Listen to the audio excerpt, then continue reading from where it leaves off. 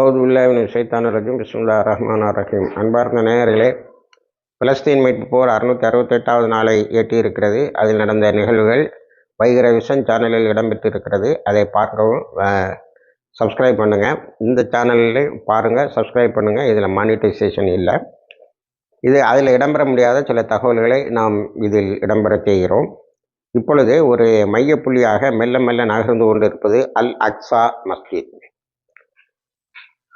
ஜெருசலத்தில் இருக்கக்கூடிய முஸ்லிம்களின் முதல் கிபிலாவாகிய, முஸ்லிம்கள் முதலில் தொழுவதற்கு நோக்கி நின்ற பள்ளிவாசலாகிய அல் அக்ஸா மஸ்ஜித். பெருமானார் ஸல்லல்லாஹு அலைஹி வஸல்லம், நீங்கள் 3 பள்ளிவாசலுக்கு செல்வதில் தான் உங்களுக்கு புண்ணியம் இருக்கிறது.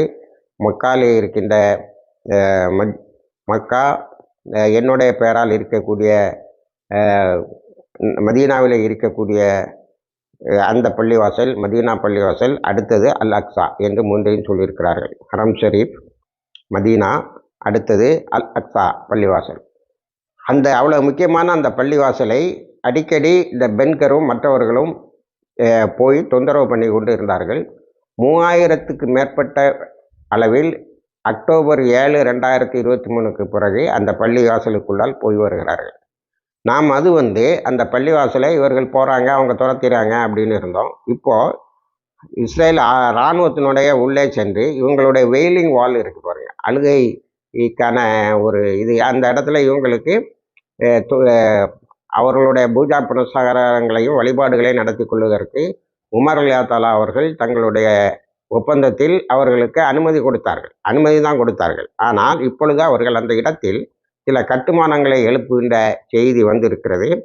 ஆகவே ஒரு சர்வதேச அளவில் ஒரு பெரிய விழிப்புணர்வை ஏற்படுத்துவதற்கு போராளிகள் குழுக்கள் முயற்சி செய்கின்றன.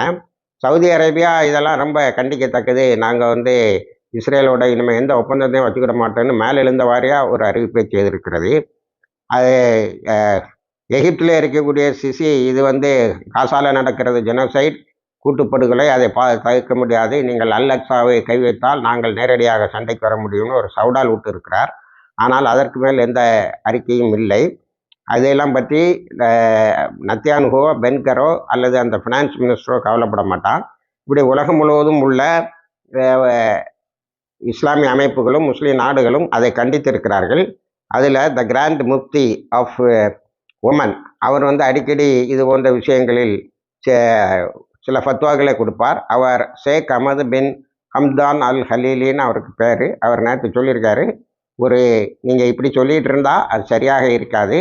ஒரு ஆர்ம்டு ரெவல்யூஷன் தான் இங்கே நமக்கு உதவி செய்யும். ஆகவே நீங்கள் என்ன செய்யுங்கள் என்று சொன்னால், யாரும் ஆயுதத்தை கீழே வைக்காமல் அல் அக்ஸாவை மீட்பதற்கு படை நடத்தி செல்வதை பற்றி ஆலோசியுங்கள் என்று மிக தெளிவாக அறிவுறுத்தி இருக்கிறார். அவர் எப்படி ஓமனில் இருந்துட்டு அதை சொல்கிறாருன்னு தெரியல. யுஏஏ அப்படி இஸ்ரேலுக்கு முழுக்க ஆதரவு தரக்கூடிய ஒரு நாடு. அங்கே இருந்து கொண்டு அடிக்கடி அவர் இந்த மாதிரி ஃபத்வாக்கள் கொடுக்குறார். அதே மாதிரி ஹிஸ்புல்லாவும் ஆயுதத்தை கீழே வைக்கக்கூடாது, அல் அக்ஸா போராளிகள் அதில் அதிகமாக கவனம் செலுத்த வேண்டும் என்று சொல்லியிருக்கிறார். ஆகவே அல் அக்ஸாவை மையமாக கொண்டு ஒரு போர் மூண்டது என்று சொன்னால், அரபு நாடுகள் இதுக்கு மேல் தங்களுடைய வேஷங்களை மறைத்து கொண்டு இருக்க முடியாது என்ற நிலை உருவாகி இருக்கிறது. அவர்களே இப்பொழுது நாங்களே களத்தில் நேரடியாக இறங்குவோம் என்றெல்லாம் சவுடால் விடக்கூடிய அளவுக்கு வந்திருக்கிறது. இணைந்திருங்கள், எல்லா தகவலையும் தருகிறோம். வாய்ஸ் தவானால் அல்ஹம்துலில்லாஹி ரப்பில் ஆலமீன்.